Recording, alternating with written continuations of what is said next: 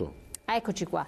Allora io chiedo della regia intanto, mentre finiamo il discorso, mettiamo in onda la locandina del convegno che è interessante, quindi abbiamo anche le indicazioni. Nel frattempo diciamo che cosa voi chiedete, vi ho lasciato in suspense ai candidati alle europee. Sì, attraverso questa cartolina che l'abbiamo ideata come FERPA, come Federazione Europea, che però le nostre federazioni nazionali sono impegnate a riprodurre e a far circolare e da inviare materialmente, certo, ai candidati, per cui lo SPI, la FNP e la WILP unitamente arriviamo al dunque che il tempo vola. Noi chiediamo esattamente 3 cose: il diritto a un reddito da pensione sicuro, equo e dignitoso per donne e uomini, per cui come vede la questione delle pensioni e della loro tutela; il diritto all'assistenza sanitaria pubblica, efficiente e di lunga durata, che tuteli la non autosufficienza, per cui fenomeno sulla non autosufficienza europeo e non solo italiano; il diritto all'invecchiamento attivo efficiente per le persone anziane e pensionate che continuino ad essere protagoniste della società, superando ogni discriminazione legata all'età.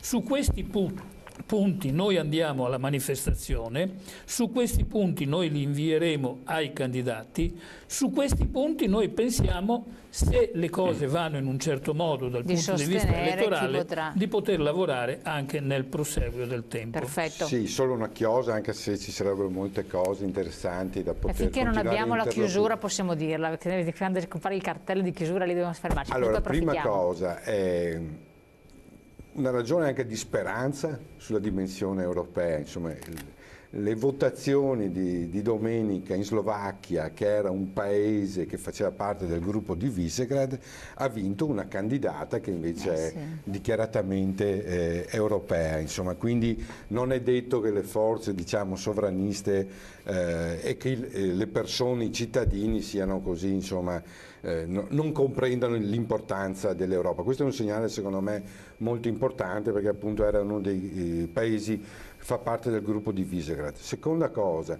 l'importanza dell'Europa, della dimensione europea anche per le questioni dell'immigrazione. Guardate che è solo la dimensione europea che può permetterci. Visegrad non vuole risolvere il problema.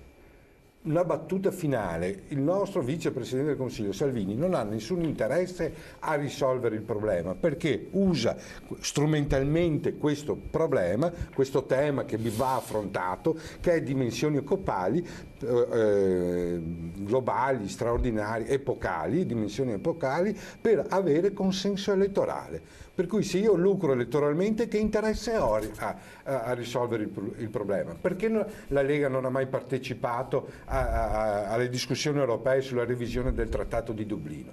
Perché non c'è interesse a risolvere anche questo problema, o cercare di dare risposte, che è estremamente difficile e complesso, sapendo che mondo è mondo, i cittadini, le persone hanno sempre immigrato, quindi partiamo anche da questo assunto. Però diciamo non voglio banalizzare la cosa. Attenzione, perché qui sappiamo quello che c'è dietro questa forma di immigrazione, che ci sono dello sfruttamento, tratta, della prostituzione, eccetera, quindi sono delle cose ben oltre la semplice migrazione per motivi economici. Ma l'Europa cosa ha fatto? Domanda. Indubbiamente ha fatto poco.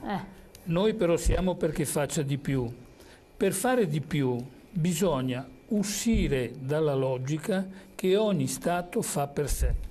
Questo è il punto, perché noi non abbiamo mai messo sufficientemente in luce che l'Europa, così com'è strutturata, è debole, non riesce a intervenire, perché a ogni Stato è demandato poi dopo il compito di applicare quelle che sono le direttive, e ogni Stato le applica a seconda di quelle che sono le proprie visioni. Andrebbe revisionata completamente. Questo è il punto. Certo. Bisogna battersi per una diversa Europa. Certo, io vi ringrazio, il tempo è terminato, grazie di essere stati con noi, grazie ai nostri telespettatori che ci hanno seguito e hanno mandato come sempre tanti messaggi.